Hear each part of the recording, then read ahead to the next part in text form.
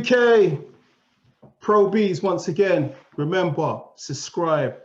And I'm delighted to be joined by the head of the MTK Foundation, ESPN Plus analyst, Spencer Fearon. How you doing, bro? Yo, man, big up Pro Bs. You good?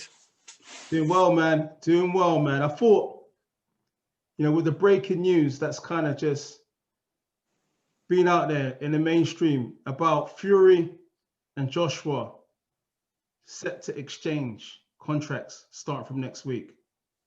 Well, wow, we it's got a good thing, to get right? this in. Yeah. It's a good thing. It's an excellent thing, it's a fight that has to happen. More so for the lineage of the game, and also for the fact of what it will do for British boxing. Because never in the history of the sport have we had two men holding versions of a world title simultaneously. It's never ever happened. So we've got it now, and we got to be so thankful that this is happening at the time that it's happening at. So yeah, it's wicked, absolutely wicked. There's talks that the first draft is going to be sent to Eddie Hearn on Tuesday. So it's getting realer, because to be honest, I thought, we're looking to have this fight. Eventually we'll get there. But it's virtually really is going to happen, Spencer. It really is. Yeah, I knew it was going to happen from last year. I knew it was going to happen from last year when Tyson Fury made the announcement, right? So there were certain perceived stumbling blocks which no longer present themselves, and the fight's going to happen. I think we saw just this week, Tyson Fury, he did an Instagram video where he got off the phone and said, yes, just spoke to Sugar Hill, and he says that he's going to do AJ in. So I'm assuming that something happened this week, which was a breakthrough in terms of actually getting this fight more or less near completion. Yep, obviously, you know what I mean? But we're not going to know what it was. But we've known for a little while that fight was going to happen or due to happen. So now all we can do is just be grateful that the fight's going to happen, and grateful for where this fight stands in history. To have an undisputed champion is fabulous. You know what I mean? And a unified champion, because they'll be held, by the regards of the Ring magazine as the heavyweight champion. It's a title that Tyson Fury holds at this present moment. And if we go into history, when we think about when there were fights on that of unifications, we go, was that March 1971, Ali, Joe Frazier. Even though Ali was stripped of his Alphabet Boys title, because the WBC and WBA titles he was stripped of, but he was still regarded as the Ring magazine champion, even on the time that he's near 3.5 year hiatus away from the sport. He was still held as the lineal champion. So that's fantastic. Mike Tyson famously was that, it was that 88 when he beat, June of 88, when he beat Michael Spinks to win the Ring championship belt, as well as adding that to his WBC, WBA, and IBF crowns. Then the last undisputed champion was Lennox Lewis, when he dethroned Evander Holyfield. So it's really, really, it's great, and we have to understand what this holds for the analogs of history is something massive. You mentioned Lennox Lewis. I know you're quite close to him. Have you talked about this fight to Lennox Lewis? Loads of times. I mean, loads of times. And we got to remember, Lennox is going to be biased. Lennox is going to be biased as well, because he's a Kronk man. And you know what I mean, it was like after winning, he was like the Kronk back. So it's to be inside of the Kronk gymnasium is like a badge of honor. So he's held tight to that badge of honor of being involved in the Kronk, And how did he kind of say that the fight kind of breaks down for him? He's going Fury. Like majority of people are going Fury.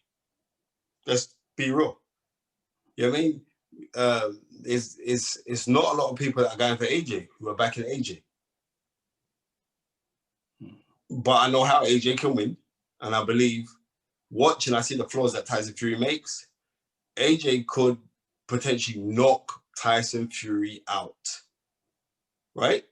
I'm being real. But Tyson Fury could most probably outpoint AJ. And that's what makes the fight intriguing. And that's why the fight has to happen. I spoke to a couple of people, you know, just general boxing fans, and they all think it's going to be one apiece, which is quite interesting. If it's one apiece, then there's going to be a third fight. Trilogy. Yeah, it's going to be a third fight. Trust me.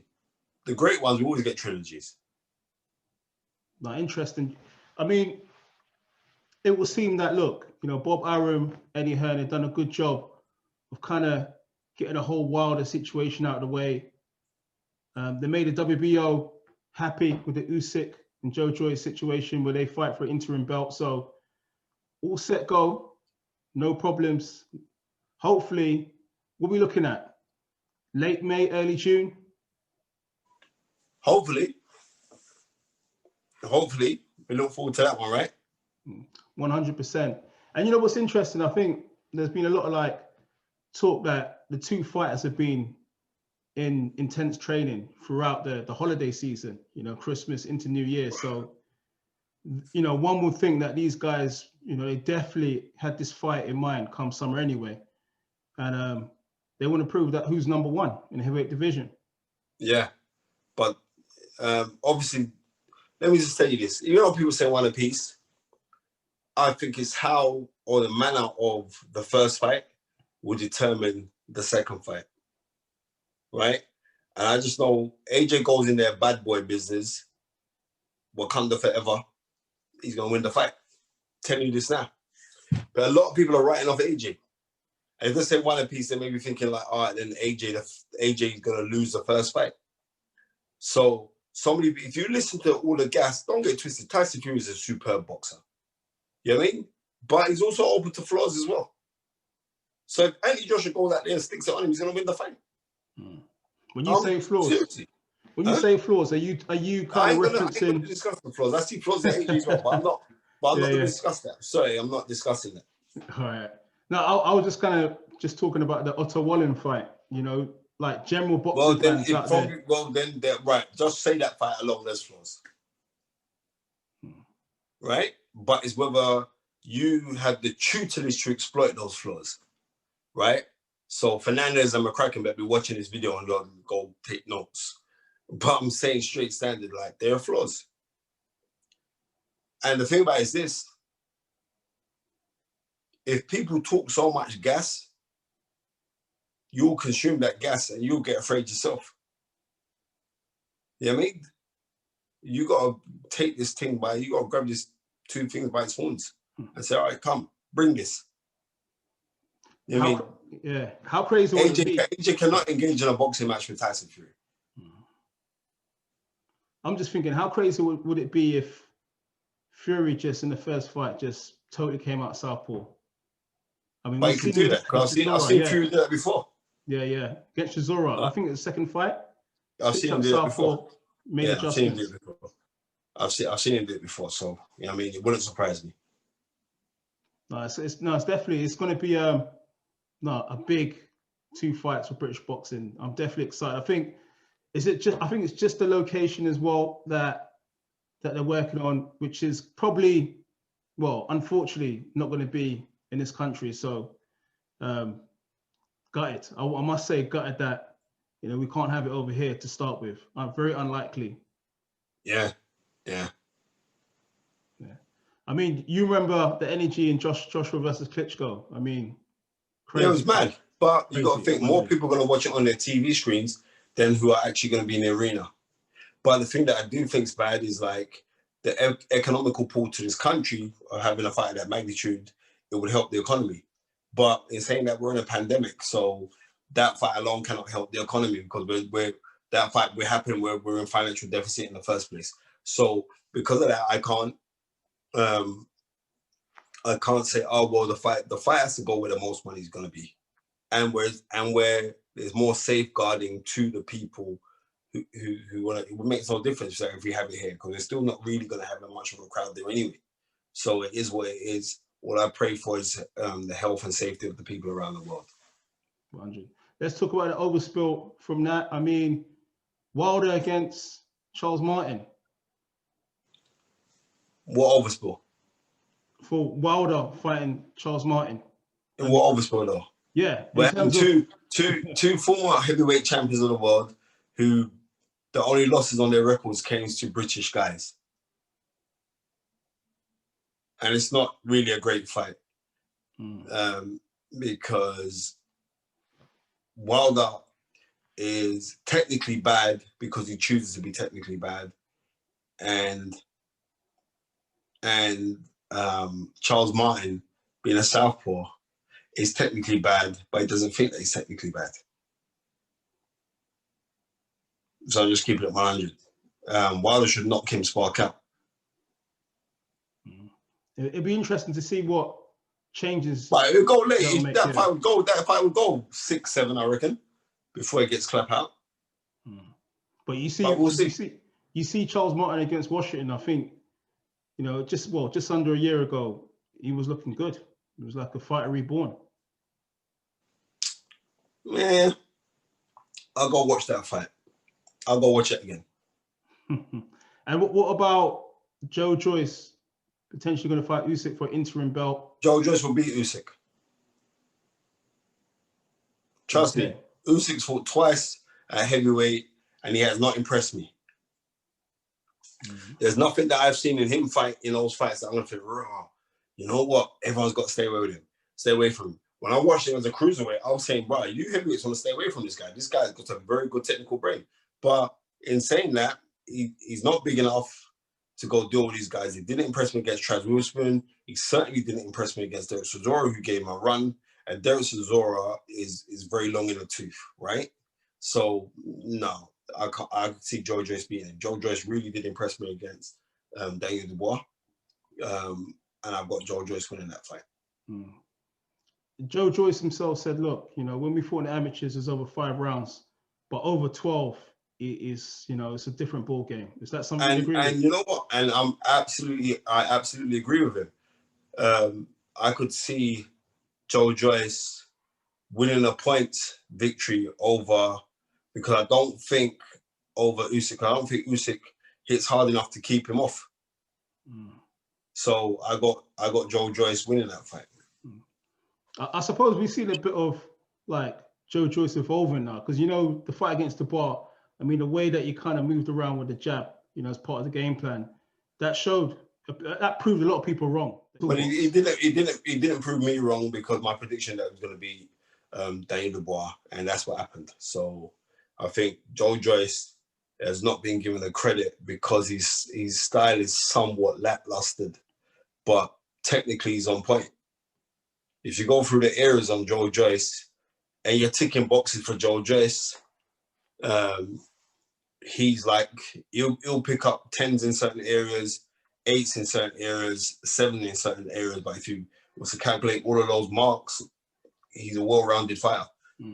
And I have Joe Joyce beating Usyk on points, or maybe like late stoppage, like 11 or 12 round stoppage. Do you think the reappointment of Ishmael Salas helped with his mobility in that fight against Dubois? Well, not really, because he's still stiff. He's still like the robot man, and like the Tin Man from the Wizard of Oz, but he's got a heart though. You know what I mean? Because he just needs some more oil. But I think it's because he fights that way, because he chooses to fight that way, because it's his comfort zone. That style of him fighting, how he fights, is actually his comfort zone. When he comes out that comfort zone, they're going to see a better Joe Joyce. Unfortunately, or fortunately, he hasn't had to come out of it. You know what I mean? And when he does come out of it, then we're going to see the best Joe Joyce. And I think someone like Usyk, you'd have to be on point. You have to be on these P's and Q's. But I don't think Usyk will be able to hold him off because of his work rate. And I see, like I said, late stoppage or a points win for Joe Joyce. That's how I see the fight. I could be wrong. We could be turning back around in a few months' time when this fight happens, and we're saying, well, what if Spencer knows nothing? Or they're going to say, bloody hell, Spencer called it. And usually I get more people say, bloody hell, Spencer called it than he don't know nothing. But people hold on to the ones that get wrong. They hold on to them. They hold on to them so much. You know what I mean? But it's all good anyway. Have you seen reports out there that I think the winner of Martin and Wilder fights Joyce or Usyk? I saw something the other day about that, potentially. You know what? I don't. Right now, I'm saying let's let the fights happen. I don't know. I didn't read nothing like that, so I don't know. But we'll see how it all pans out, innit? Because when you read these things, certain people just write things for the sake of writing them. So I don't overly get involved in that until I can see the fights being signed on paper to happen. Then yeah, I get hyped for it. We've also got to mention Dillian Whyte before we kind of close. The fight with Povetkin, not too far away now. Again, it's important that he wins that fight to get back in the whole big shake-up. Well, it was Pep Talk that bust the story that Dillian Whyte has now employed Harold the Shadow Knight. Now, if you can remember, a year and a half ago, I was saying that Anthony Joshua is going to be working with Harold the Shadow Knight, yeah? I made that up, you know. So I like Harold. He's a good guy. Very, very good fighter. Really good fighter. I met him in New Jersey about 89 years ago. I met him out there. Very, very good fighter. Knows things. He's been in all the major championship fights of Lennox Lewis's career. No, all of Lennox Lewis's championship fights, he's been in Lennox's corner. That's serious. So there was a man who has gauged experience, which is going to help somebody like Xavier Miller, who's a relatively young trainer, but really does want it as a trainer. So I got to big up Xavier Miller. But I think Xavier Miller needed somebody like him in the corner, in the camp, to give you little brush up things, just to say what you should be doing for what you shouldn't be doing. And you can't really argue that experience, even though Xavier is still the head trainer. But just to have that knowledge around you is only going to raise you up. So after props Dillian Whyte for picking up for picking up Harold the Shadow Knight, who was a fantastic fighter. I remember his fight with Rocky Lockridge back, I think it was like 88, when he fought Rocky Lockridge for the world IBF super featherweight championship. And he gave Rocky Lockridge, who's a tough guy with a swing, he gave him a really, really hard fight. I mean, Rocky Lockridge won that world title against a guy called Barry Michaels in like 87 in the UK. And Barry Michaels from Australia. I think Barry Michaels was he was the first ever IBF champion at super featherweight. And Barry Michaels came over here and fought a guy called Najib Darho, who was a really good fighter, you know, who was British Commonwealth champion at the time. And he beat Najib Darho. So I'm saying, like, Rocky Lockridge is a good fighter.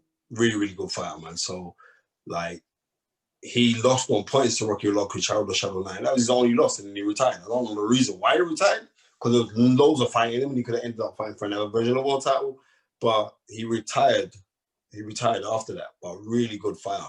I remember reading about Harold the Shadow Knight in, what was it, KO magazine, when they talk about prospects and they had a feature on it. And then from then, I started following him because we share the same birthday. He's like 10 years older than me, but we share the same birthday because he's born December 20th as well. And I was like, so I found it intriguing. And I remember meeting him when he was over in the UK when he was working with Lennox Lewis, him and Pepe Correa.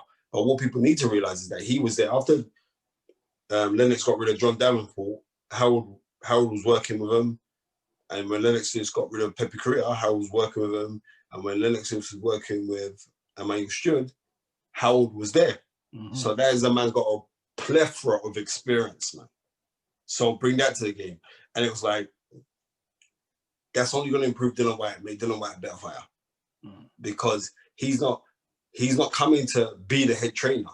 He's just coming here to just drop little gems and we go work on it. And one thing I tell you about Dillian Whyte, he picks up things very quickly. So it's going to be trouble for all of these heavyweights now that Harold is in the mix.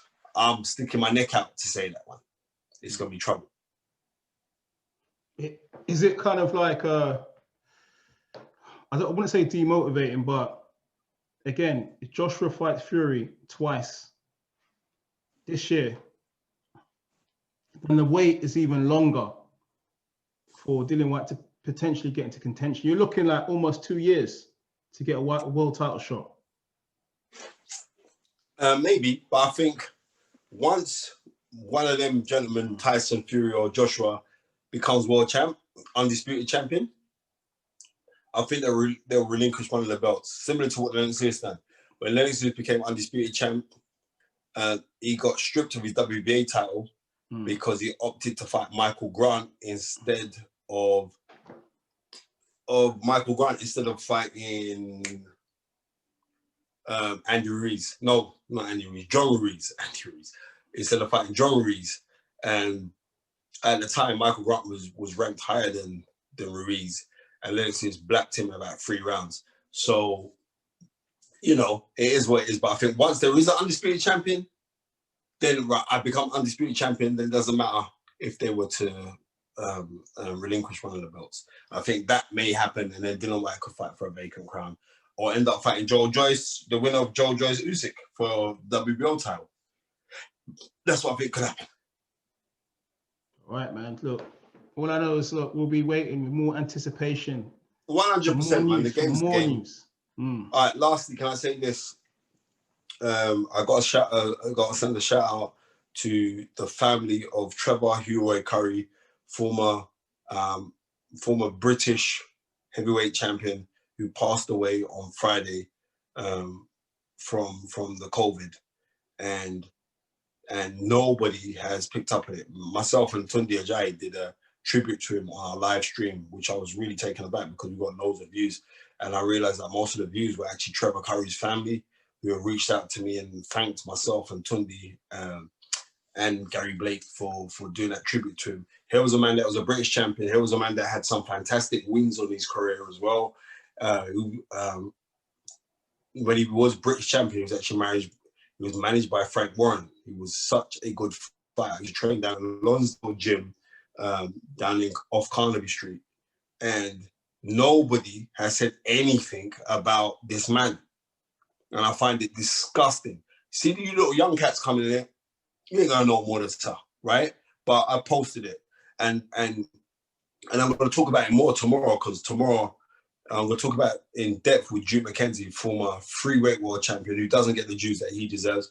But I'm gonna talk about it more with Duke McKenzie and with Babatunde Ajayi on The Fight Is Right. I think it's absolutely disgusting. I'm seriously disgusted at the boxing fraternity for not mentioning this man who died, who was a steward of the game and a proper servant of professional boxing, and that nobody ain't mentioned it nowhere.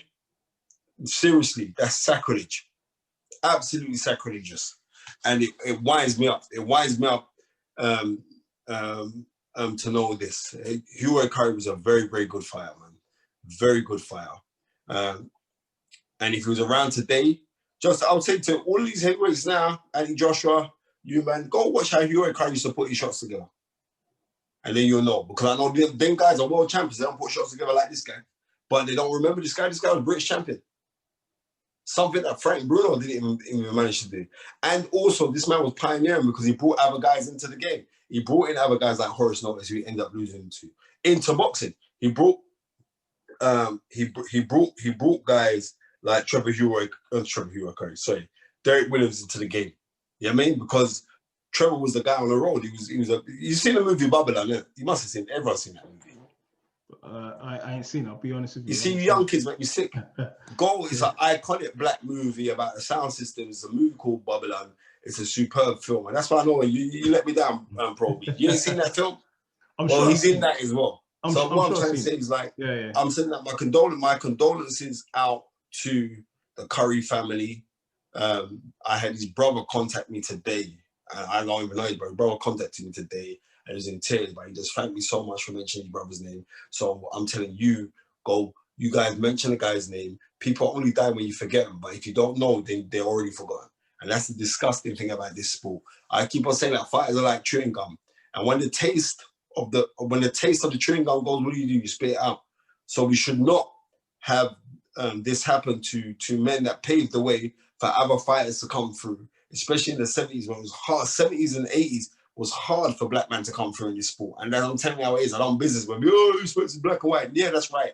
It was very, very difficult them days for you to get through. He was managed also. Maurice Hope, the former WBC light middleweight champion of the world, tried to manage him. At that time there, it was hard for men because there is such thing as institutionalized racism, which is being brought up today, is being brought up. So could you imagine how it was 40 years ago? I rest my case. What I'm saying is peace and love to Trevor Curry and his family. And I pray that he rests in peace. And not only rest in peace, but to rest in power. All right, bro? All right, condolences. All right, Spence, man. Thanks for your time, man. Man, always a pleasure, man. Big up Pro Bees. Yeah, I mean, don't stop. Big you up, my friend. You're a real one. Big up Pep Talk because yeah, keep on doing your thing, man. Love you. Thanks, man. Thanks, man.